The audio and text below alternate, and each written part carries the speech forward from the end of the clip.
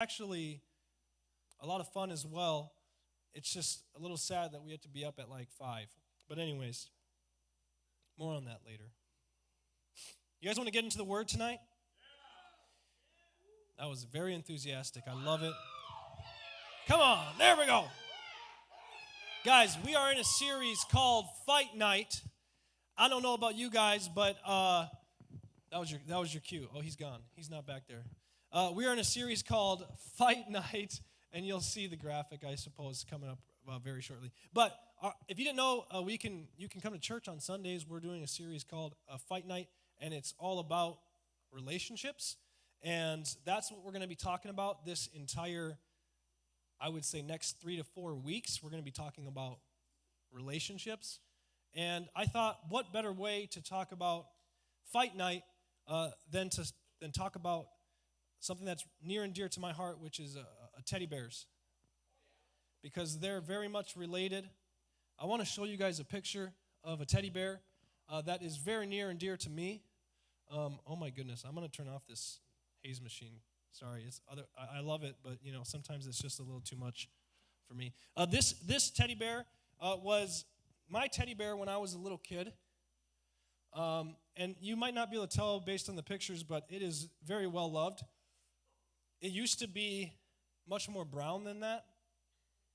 But, he saw a lot of sun. He saw a lot of, like, if we're talking about fight nights, that guy saw a lot of fights. But he lived to talk about another day. And so we're going to be talking about teddy bears for a second. I brought a different teddy bear with me. Just by show of hands, how many of you when you were a kid, had a teddy bear? Or like some sort, okay, wow, see, we're not alone. You're not alone. Okay, guys, please don't tell my son.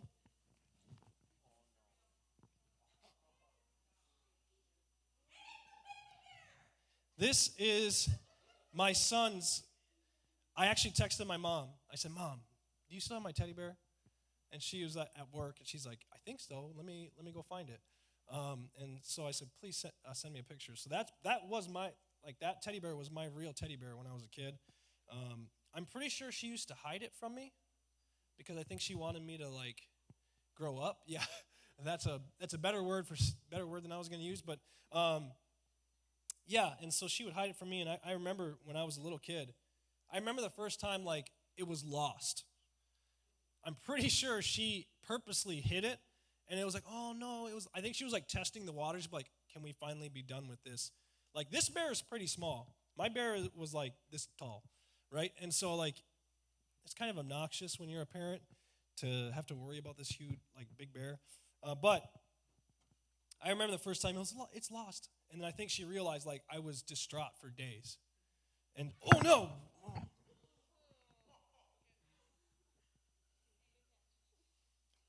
Invest in magnetic iPad cases. That's the lesson today. And so she found out I was pretty distraught about losing the teddy bear. So she said it he went to the doctor, and then it finally came back, and I think she got it fixed and repaired and stuff. This is my son's panda bear. Now I was a very smart child. Can you guess what my bear's name was? It was Teddy. Yep. Anybody else have a Teddy? Anybody else? You named it Teddy? No? Am I the only creative one in here? Okay, so my bear's name was Teddy. Jonah, I'm pretty sure this is a girl. The reason I say that, because he calls this Mama Dita. Her name is Dita. Where he got that, I have no idea. One day he just started calling it Dita, and we were like, it's a panda. And he'd be like, Dita. We would say panda. He'd be like, panda. We say Dita. He'd be like, Dita. What is this? This is a panda. What is it? No. And he'd be like, Dita. I'm like, okay, well. So we tried. He calls this Dita. I asked him for permission to bring this, and he freaked out. And so I lied to him. I said, we're going to leave him home. Don't worry. And I brought him anyway. And so I'm a little bit nervous. Now, here's the deal, guys. True story. When you're a parent someday, and if you have a child that has one of these, this is the most important thing that you will travel with, okay? As a parent, I can forget my underwear, my toothbrush, Like borrowing my wallet or like a passport on a trip to Mexico, this is more important. Like we freak out if we can't find this thing because guess what will happen if when it's time for bedtime and Dita's not around? He's gonna throw the craziest little tantrum freak out session that you've ever seen. And so this is Dita. Blake, she's kind of in the imprinting process. She has about 3 stuffed animals that she sleeps with, and one of them is a sloth that she has named Leah. Why? I think it's because she has a cousin named Leah, but other than that, I have no idea why. And so, teddy bears. Who had a teddy bear? Show of hands. Cute little teddy bear. You can see. Can you tell the love that's already been on this? Can you guys see it? His arms. He used to have muscles. Now it's just skin. He has a hole that had to be repaired at one point. He's not doing well. I'm going to be honest. I'm not sure how much longer he can last, but he has to. That's the thing. If anybody knows like an emergency like ER doctor for stuffed animals, let me know because I need to have that number on standby. If any of you have a parent who knows how to restuff and fix, that'd be good to know. Doc Miss Stuffing. That sounds like a fake name, okay? Okay, how's that going to help me? It's a joke? So this isn't a person I can call and like bring this to. This is like a YouTube channel. My gosh. Okay. I'll look it up later. We've been having people over our house, and they've been showing like us mermaid shows, and I need new friends. Anyways, I'm just kidding. I love you guys. This is Jonah's special bear. I'm gonna put him back in my bag, actually, because I'll put him right here. I'm a little nervous. I was nervous bringing him. I'm gonna be honest, because I don't want to lose him. I have a feeling I'm gonna forget him and have to come back tonight. I just have a feeling that's gonna happen. But we'll see. Maybe because I said it. Okay, so why do we have teddy bears? Obviously, it's comforting, right? Teddy bears make us feel safe. Maybe you didn't have a teddy bear. Maybe you had a blanket. You know, my brother, I asked my brother, I said, I don't remember you having a teddy bear. And he's like, I didn't. I'm like, well, that's kind of weird. Why did I have a teddy bear and you didn't? He's like, I don't know. He is my older brother, so I don't know. Maybe he had less, maybe he's tougher than I am. He said, I had to have a pillow. And so I don't know what it was for you, but it's something that you do when you're a young child. You have this like object that brings you comfort. And it's something that makes you feel safe. Can I be honest? When we're talking about relationships, is it fair to say that like these stuffed animals do a better job at making humans feel safe than other humans do sometimes? Right? Isn't that kind of odd? Like when we talk about relationships, this thing does a better job than like a real life human will do at times. Like when Jonah's really struggling, like this thing, this Dita, will make him feel more comforted, will make him feel safe, will make him feel like at peace. The thought of me bringing this to youth group, I said, hey, I thought it would make sense. I thought I'd have this mature conversation with him and say, hey, Jonah, I'd like to borrow your Dita. And he was like, he started crying. I'm like, whoa. Like, I'm going to bring him back. Like, it was too late. I could not have, I'm hoping he can't hear my voice. He'd be like, what did Dad say? Does he have my Dita? He lied to me? We put him to bed before we left for youth group tonight. No, we didn't. He did, and then I put him in my bag. I kidnapped him, yes, okay? It was for the purpose of this. It was for you guys, okay? I kidnapped my son's comfort object for you guys. That's horrible. This is your fault, all right? Yeah, no, he's not hostage. I said, I'll promise I'll bring him back. How am I going to I'm going to put him in my bag and we're going to go home. He's going to be there.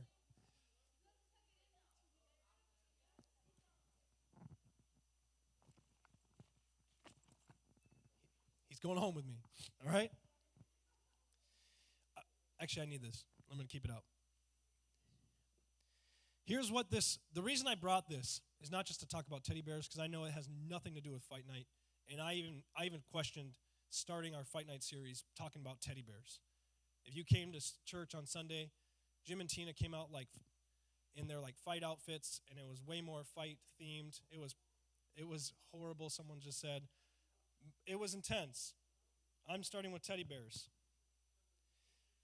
I want you to, for just a second, for today's message, I want this teddy bear not to represent like my son's safe comfort object. I want this teddy bear to represent that part of a person that is of infinite worth and value. Not just for my son, but I want you to imagine that this teddy bear, which brings comfort, right? Teddy bears are meant to bring comfort, make people feel safe. I want this to represent that part of you that gives you infinite worth and value. It's kind of like your soul. Or another way to put it is like this teddy bear is going to represent your heart today. All right? We went on a mission trip to Atlanta, Georgia. How many years? Who went on that trip? Anybody? No, nobody in here? We went on a mission trip to Atlanta, and this was at the Atlanta Zoo. My son was really young. I bought that for him. I had no idea this would become like the most important object in his life. I was like, oh, a panda, that's cool. They had a panda exhibit there. It was kind of lame, I'm going to be honest. I was expecting more from the panda. I love pandas. This is my favorite animal. But it was like so crowded, and you're just like, you know, pandas literally, they spend 99% of their day eating bamboo. And so that's like the whole time, okay? I'm like, make them fight. I don't know. Is anybody else sick-minded like me? Like, get them to fight. I saw Kung Fu Panda. This is nothing like that. Okay, so listen. People are trustworthy only when they can hold that part of another person's in their hands. So like if this were to represent your heart, that thing that represents your value, right? Like if this were to be like your heart, not like literally your heart, but like figuratively, right? Like in relationships, when you get in a relationship with somebody, in a sense like you're opening your heart to be vulnerable to that person. If someone can actually like take care of that, they would be considered a trustworthy person. Is that fair to say? Like someone else's heart. And so I want this teddy bear to represent your heart. Proverbs chapter 4 is a famous verse that hopefully you've heard of, but if not, we're going to read it tonight. Proverbs chapter 4 starts with the phrase, my child. In this whole, this would be a really good verse. Like this whole chapter would be a really good chapter for you to read, you know, like before bed or when you wake up in the morning. It starts with, my child, listen when your father corrects you. Listen when your father corrects you.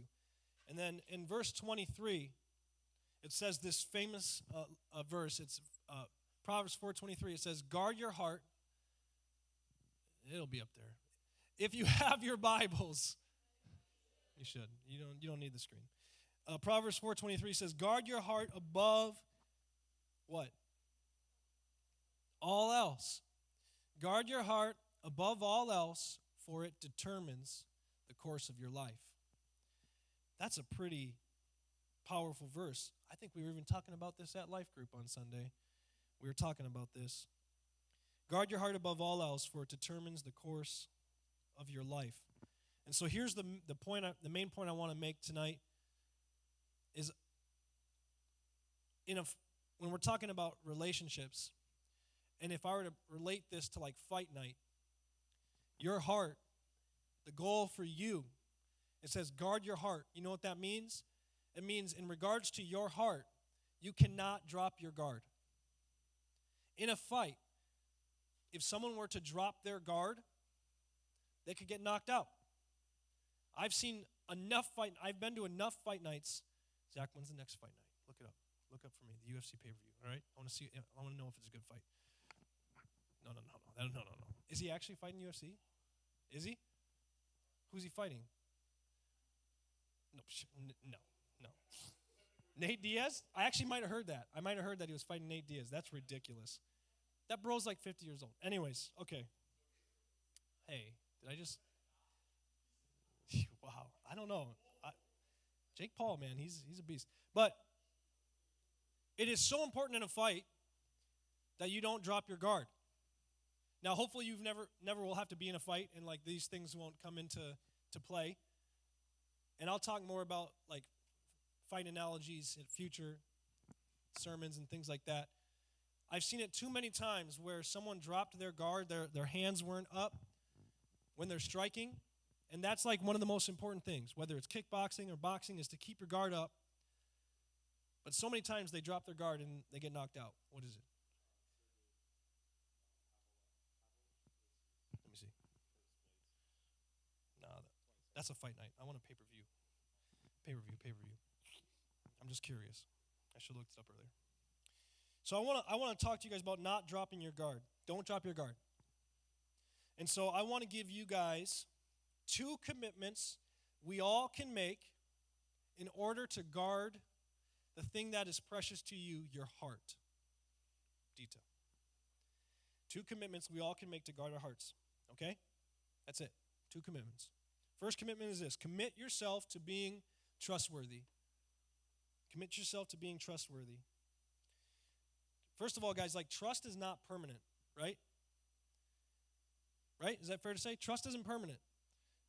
It's earned by giving consistent honor, by giving care towards another person. Trust can be lost. Fair to say, right? You've probably been in relationships with people that had your trust at one point and they no longer do. Right? Like that's a fair thing to talk about. But I want to encourage you guys that it's way more important, like focusing on being trustworthy is way more beneficial than trying to focus on getting somebody to trust you. I'll say that again because that might have been confusing. Focusing on being trustworthy is more beneficial for us over trying to get people to trust us. You hear what I'm saying? Because one is focusing on being, another is focusing on getting trust from others. Being trustworthy, more important than getting trust. Now, that is important too, but for the point of what I'm trying to talk about, I hope you understand what I'm saying. This requires you to recognize and respect your own worth. The first commitment, a commitment to yourself of being trustworthy. Let me explain what that means. When you realize how important this is, now obviously this is just a very used, like I couldn't get much for this on eBay right now, right? But like, if this were your heart, it's like the most important thing in a relationship, right? If you know how important that is, you're going to guard this. You're going to protect this. You're going to value this. And so if the question, like let me turn the question around. What if someone forgets to guard your heart? What if someone forgets to guard my heart? Here's a solution. You can build a wall, right? Let's say someone hurts you. You can build a wall. And walls are great, especially like in a battle. Walls protect you from the other army. Here's the thing. Walls are definitely going to be good at keeping you from being harmed. But what's the problem with a wall? What do you guys think? Nothing gets in. Absolutely. And you might feel like this is a good solution because I tried doing that before. I tried giving out my heart and someone broke it. Someone hurt me. And so you said, I'm going to build a wall. And walls are great. You can maybe like, you know what? I'm going to build a wall. I'm going to punch some holes in the wall so I can see through the other side. And, you know, we can still talk. Maybe I can pass little notes through it. But the problem is with a wall is you can't hug someone through a wall. Right? Like the intimacy is, I think that's part of the problem with social media. Is that there's this fake intimacy that's happening. It ain't real intimacy. And it doesn't replace face-to-face interaction intimacy, right? I'm not saying social media is bad. Like, it's a good thing. Like, we can interact with people so much better and easier. Not better, easier. But, like, when you have that wall there, you can only get so deep, right? You can only go so far. And so, here's another alternative. You could draw a line. When someone hurts you, when someone does not take care of this, instead of building a wall, what you can do is you can draw a line. You can say something like, and this is a direct line you can say to somebody that maybe doesn't look after your heart. You can say something like, I'm safeguarding this part of me. I'm safeguarding this part of me because I can't trust you with it right now. You hear what I'm saying? I said right now. This is very important for you teenagers to understand this. Building a wall is not always good because you can isolate people, and that's not always healthy for you. We are created for intimacy. Look at Adam and Eve. The reason God made Eve is because it said, like, Adam was like lonely. He needed that like community, that friendship, even like deeper than friendship, like a relationship, intimacy. And so you can draw a line and say, you know what? I'm sorry. You've lost some of my trust. Right? You've lost the right to have access to this. This is very important. Like, so you take that back. You safeguard it. You protect it. And this is very important. You have to realize that most other human beings are going to forget to take care of somebody else's heart.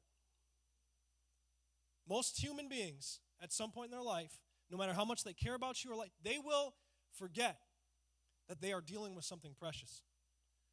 And so what's very important is you do not forget how important this is for your own life, for your own self.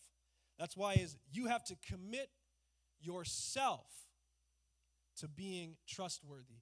I think some of you heard, like, you have to be a trustworthy. No, you have to commit to yourself that you are going to be trustworthy with this. Are you hearing me now? I'm not saying that you're not a trustworthy person. I'm saying you have to trust yourself with your own heart. So when this gets hurt, whose fault is it? It's actually yours. You say, well, Pastor Nick, that's not fair because, like, at some point, like, maybe, like, we had, like, a long relationship. At the end of the day, you are responsible for this. Right? That's why I said the most important thing earlier. I said the most important thing is that you take responsibility of your heart. Guard your heart above all else. Self-care is super popular right now. And I think that's very true of this. You can't care for others until you can care for yourself. And until you can trust yourself with this, you should not be trusting other people with it. Is that fair to say? Can we say that? Okay, cool. Second point, and then we'll be done. We're going to move into small groups here very soon. Is require others to be trustworthy to you. Require others to be trustworthy to you. This is not super deep, but I think this is I'm hoping I can make this clear. One, you have to commit yourself to being trustworthy. And then number two, require others. This is the second commitment, to guard your heart. Require others to be trustworthy to you. And I'll say this, the ability to feel safe depends more on number two than it does on number one. I'll say that. Require others to be trustworthy to you. When we remain trustworthy to ourselves, we can afford to give others freedom in relationships. When you can remain trustworthy to yourself, you can afford to give others the responsibility of this. You can begin to trust people because guess what? We know that when we are trustworthy to ourselves, that even if they forget, I'm not going to forget. You hear what I'm saying? All of this is from a book called DNA of Relationships. I was reading it when I was on my break, and it was a really good book. I actually learned that Life is Relationships came from that book, and I felt a little cheated. I was like, wait a second. I thought we made that up. I honestly was like, okay, nothing new under the sun. Require others to be trustworthy to you. We know that others are going to forget. I promise you, as soon as you extend out your heart, others will forget and mistreat it. I'm not saying it's because they're a bad person, but here's an example. It's a silly example, but if two people were about to walk through a door and both people slammed their fingers through the door, I'm going to care way more about let's say me and Casey. I hate to say this, but it's probably true. If we were walking through a door and both of us smashed our fingers at the door at the same time, I will care that her finger hurts, but the fact that my finger got smashed in the door as well, that probably means I'm going to probably care more about myself in that moment. I'm just going to, can we just be fair and honest, right? We're human. And so my responsibility, I think we sometimes buy this cultural lie. Here's the cultural lie, that you can hand yourself over to others and pray that they handle you with respect and honor. This is the lie of culture. This is a total setup for pain and misery, because you are responsible for your own heart. And so we might both be hurt at the same time. And when I'm feeling pain, the pain I can really focus on in that moment is my own pain. It's designed to be that way because you need to take care of yourself before you can help somebody else. What do the airlines say? You ever been on an airplane? Before you assist helping your neighbor with their mask, make sure you get your, right? It's just part of safety 101. If you're not safe, how can you be responsible for the safety of others?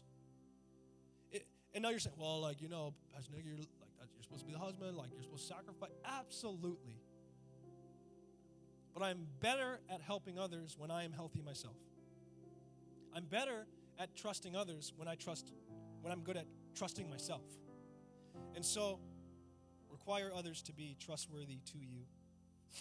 When you give access to I'll rephrase that. When you're given access to someone's heart, their body, their mind, their spirit, remember they are priceless, easily damaged.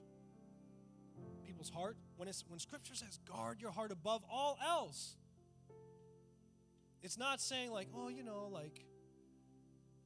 if you were to give your heart to somebody and they're like, woo, that's a beautiful heart. No. You take that back. You'd be like, I don't think you understand what I just gave you. That's precious. And if they're going to play games with that, if they're going to take risks with that, you make a line in the sand and you say, I'm sorry. I will give you another opportunity when our trust is rebuilt, but until that happens, no. That's a big deal. Your heart is a big deal.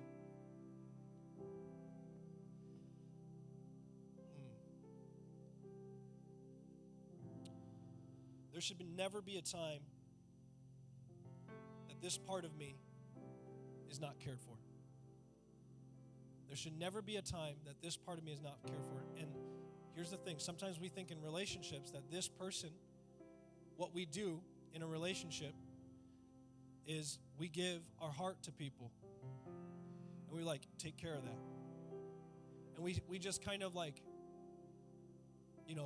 that be. There should never be a time when this leaves my possession. Now, when we're in a relationship, we can both hold this at the same time.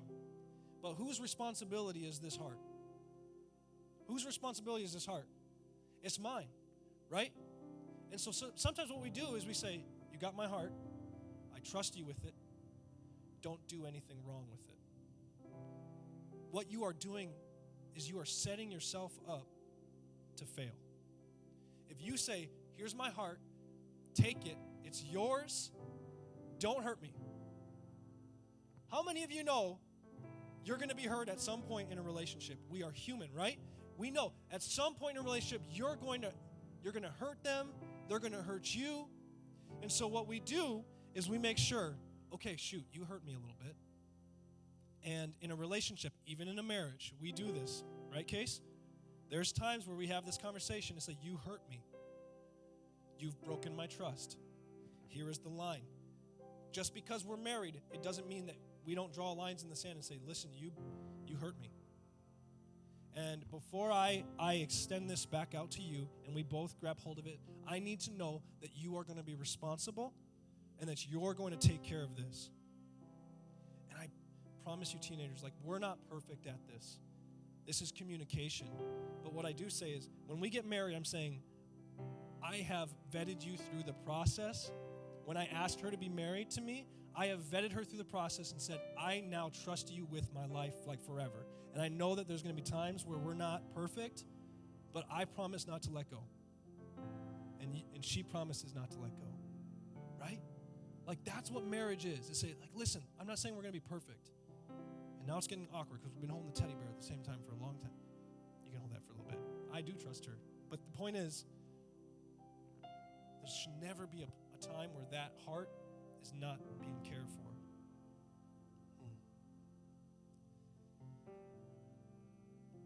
As good as we want to be, it's sad to say this. There's going to be days that I'm forgetful, I'm distracted, and Casey's the same. She has extended her heart to me. We're both holding it, and there's times where I'm not responsible. I'll admit that. And there will be times where someone trusts you and you're not responsible. There's going to be times where it's done back to you. And the goal, teenagers, is not that we build up a wall so that nobody can get in, because you need intimacy. The point is that you draw that line. What Scripture says, guard your heart above all else, for it determines the course of your life. Who you let into your life, it determines the rest. Who you say, like, I'm going to extend this out to you. And I'll be honest, some of you are extending it out too soon. You need a deeper, like vetting process. It ain't just like, oh, you got a pretty cool social media, like, we should talk. Like, no.